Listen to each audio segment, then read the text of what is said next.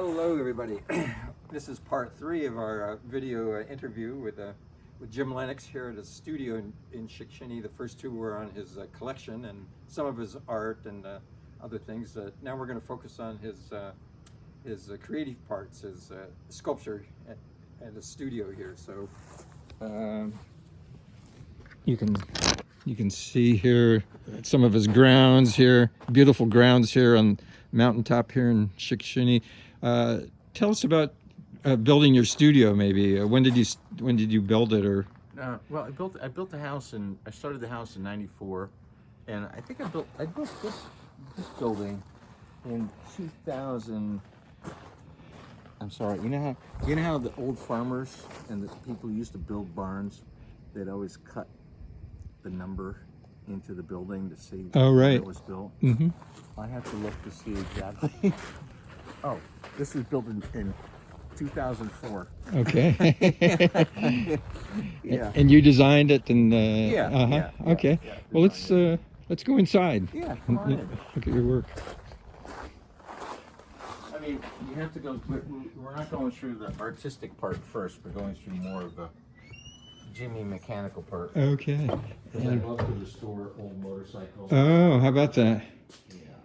And the thing that I'm most attracted to here is this wonderful Sunbeam Tiger or Sunbeam Alpine. This Sunbeam Tiger. Oh. Yeah, Le Mans Coupe. Wow. Why don't you tell us about this? Well, I mean, I bought it years ago, like 20-some years ago, and a Sunbeam Tiger. It was pretty in not good shape, but a Sunbeam Tiger, the original Tiger, is a convertible, but they made 3 cars to run in the Le Mans race in 1964. And so they modified the bodywork so they were fastback coupes, and they sloped the windshield. Nice. So from here back, I completely redid and fabricated all the bodywork from here back. Cool. And I also fabricated the front valance. This is all custom fabricated.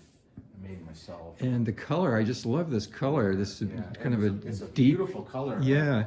I had a guy from New Jersey. I actually selected the color, and then I had a guy from New Jersey that actually came to my house, and we set up a paint booth right here in the garage, and he shot it for me. And he's become a really good friend. Wow. Yeah, and so it's about maybe halfway complete. And the engine, the V8? It's a V8, yeah. It's a 302, 352 horsepower. And one big carburetor? One giant, 4-barrel carburetor. And, wow. 6-speed transmission, Tremec. So it's been asleep for the whole winter because I've been making art. But, yeah, and nice wheels too. Are they the original wheels or? No. Those are they're called.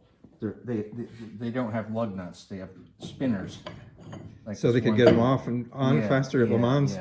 Yeah, and this is vintage tires, Dunlops. Cool. Vintage. Yeah. All right. So motorbikes galore. That bike right there was featured in Dirt Bike magazine. Nice. In the centerfold So we're going to walk them back here to your creative studio part. Yeah, come back here and see what's going on back here. I got one project on the bench right now. This one's been going on for 6 months plus, and I'm just getting ready to shoot it. And I'm using this. I'm going to use this chrome. It's a newfangled chrome paint. So it was very expensive. I think it was almost $1,000 for that paint. But wow. That's what we're going to shoot that with. And what's it made of? Steel. Okay. Wow. Yeah. And what was the original maquette made from? Oh, this over here. Yeah. It was my hand. Oh, okay. Yeah. That's the original maquette. Nice. Yeah, it's my little hand that I made it from, and you can see where I took all the measurements and tried to duplicate it as best I could. Yeah, make it as anatomically correct. Yeah. Yeah. Well, I mean, I didn't want it to be that correct, but it was close. Oops. All right. Water, but What yeah. So I mean, the rest of my work, most of the work I do is I form sheet metal, and I made a nice little piece for you. This is, I already hammered it out, so it's just a piece of sheet metal. Wow. It started out as a flat piece, and I thought it might be fun to have you. I'll show you how I can smooth it out a little bit. Yeah, that would be terrific. Yeah. You could try it. Okay. And the first thing, one of the things I've learned. Now I built all these machines myself. They're called English wheels. That's what this is right in front of us. English wheel. Uh-huh. Yeah. And it has different. It's got a flat wheel on top, and then it has different radius dies on the bottom, depending on how tight a radius you're going to bend your metal. Uh-huh. But I have my favorite wheel in there right now, and essentially all you do is I hammer out on my sandbag first. Okay. On my little sandbag, I hammer out whatever form I want to make, depending on how deep I want to sink it. But then I go in, and then I just wheel it. And there's a real, starting out, it's pretty simple. But if you get too much, if you decide you have too much of a bend, then this is what I mean.